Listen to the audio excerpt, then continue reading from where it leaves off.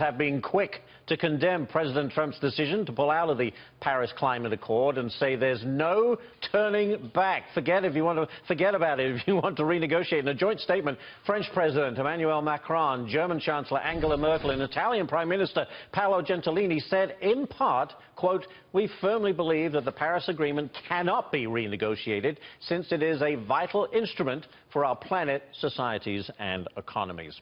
Our next guest, well, he was one of the original architects of the deal while working for the United Nations Secretary General, and he continues to advise the UN on climate change issues. We are joined by Robert Orr, Dean of Public Policy at the University of Maryland. Robert, thank you so much for joining us. Listen, we heard from President Trump yesterday that this deal, this accord, is unfair and just too costly for the United States. What's your response? In fact, the Paris Agreement was designed specifically to let each country do what they wanted to do and how they wanted to do it.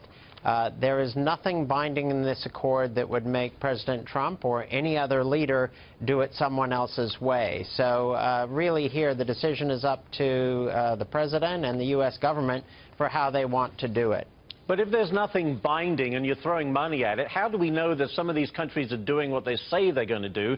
And I point particularly at China, the biggest polluter in the world. How can we trust what they tell us that they're doing to reduce their carbon emissions? Don't trust. Just look at the facts of what they're doing. The Chinese are investing at a record clip in renewable energy, in new infrastructure that is more climate smart. Let the facts speak for themselves in terms of who's investing what where. I think the real issue here is that the pullout of the U.S. is really not going to affect the trajectory of the Paris Agreement, but it will affect the trajectory of the U.S. economy. But we heard from Scott Pruitt that, look, carbon emissions since 2000 have been reduced in the United States by 18%. That's pretty good. Do we need the Paris Accord to continue on that track? In fact, the U.S. has been growing economically while reducing emissions, and that's exactly what we're looking for here from every country. The fact is, though, we have to bend the curve further and faster. The continued disruption of the global climate system is expected to continue, and so we need to reduce emissions at an even faster pace. The Paris Agreement created the structure to do exactly that.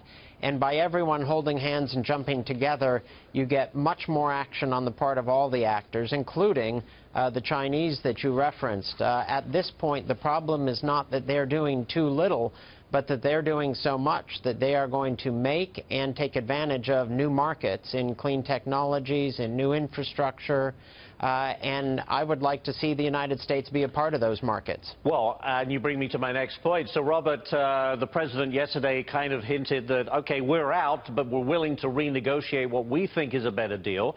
But we quickly heard from the Italians, the French, and the Germans, forget it, there is no renegotiation.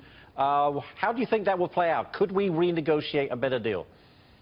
The United States is a critical country in all the world's international architecture, but the fact is here there's total global agreement on this. They've negotiated the deal, and I haven't heard a single leader of a single country say that they're willing to renegotiate. There will be no new deal. But having said that, there are countries that have agreed in principle but haven't signed. The UK, Japan, Canada, Russia. They obviously are taking their time before actually agreeing to it.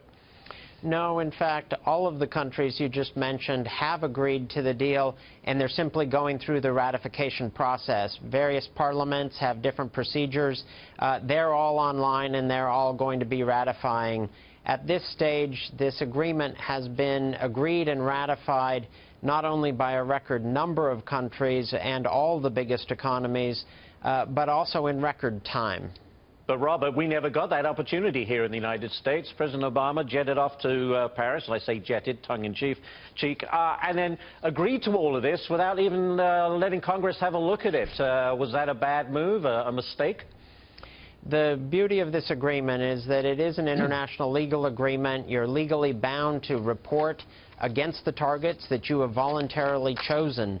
That is a new kind of an agreement. The fact that the United States can, and if it wished to, could redefine its own targets, but then be bound under this agreement to simply report in a transparent way against its own targets. That's kind of the definition of, I think, a transparent and flexible deal. Well, we'll see how flexible everyone is on this as we continue to move forward.